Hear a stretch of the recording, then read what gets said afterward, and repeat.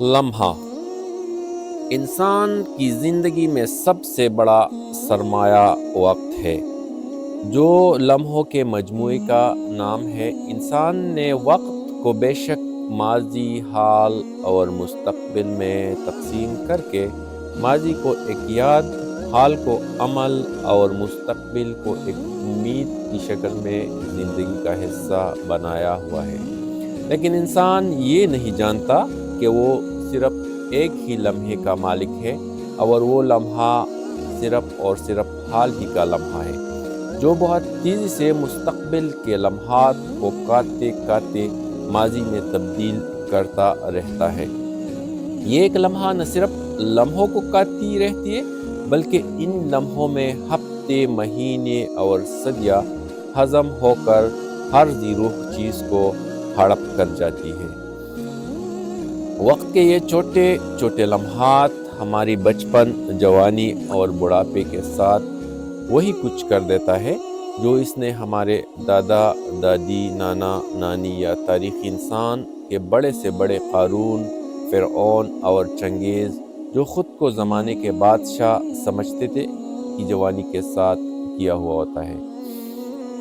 ہماری عمر، جسے ہم ایک زندگی کا نام دیتے ہیں، ہر لمحے گھٹتی رہتی ہے، لیکن انسان بس اس غلط فہمی میں رہتا ہے کہ اس کی عمر بڑھتی رہتی ہے۔ یہ لمحے جو ہمارے سفر کو بڑھاپے، لاغری اور کمزوری کی طرف لے جا رہی ہے، اس سفر کو ہم مستقبل، کامیابی اور طاقت کی امید سے جوڑتے رہتے ہیں۔ ان لمحات سے اونچائی کی طرف اڑان اصل میں دنیا سے اوپر چلے جانے کی پرواز ہے۔ ان لمحوں کو دنیا اور مادی کامیابی کے حاصل حصول میں صرف کرنا، در حقیقت بعد میں وہ سب کچھ ایک ہی ساتھ پیچھے چھوڑ جانے کا نام ہے، جس کو حاصل کرتے کرتے ہم اس سرمایہ سے ہاتھ دھو بیٹھتے ہیں جو گنتی کے لمحات کی شکل میں ہم پیدائش کے وقت اپنے ساتھ دنیا میں لے کر آتے ہیں۔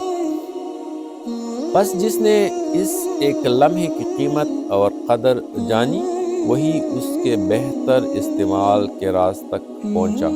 وہ بے شک لمحے کو تو قابو نہیں کر پایا، لیکن لمحے کے ذریعے بہت سے آگے کے لمحات کو خوشگوار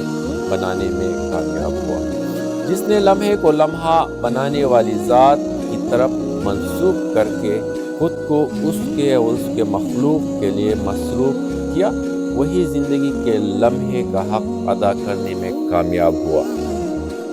وہی مرتے وقت اس پچھتاوے کے شکار سے بچا کہ زندگی جو چھوٹے چھوٹے لمحات کی ایک مجموعہ تھی، وہ میں نے غلط چیزوں میں صرف کی ہے۔ بس اسی چھوٹے سے لمحے کو کبھی حقیر اور کمتر مت مانیے، کیونکہ یہی لمحہ آپ کی پیدائش بھی، بچپن سے لے کر موت تک زندگی بھی، ایک زندگی کا راز بھی، یہی کامیابی کی طرف لے جانے والی سفر کا راستہ بھی، یہی لمحہ آپ کو موت سے بھی متعارف کرائے گی، اور یہی اللہ کے ساتھ حساب کتاب اور دنیا میں اسی حساب کتاب کے لیے تیاری کا موقع بھی دے گی، اور سب سے بڑھ کر دنیا سے چلے جانے کے وقت سکون کا ایک ایسا سامان فراہم کرے گی جس سے آگے ایک نہ ختم ہونے والی زندگی کے ابدی لمحات خوشگوار رہیں۔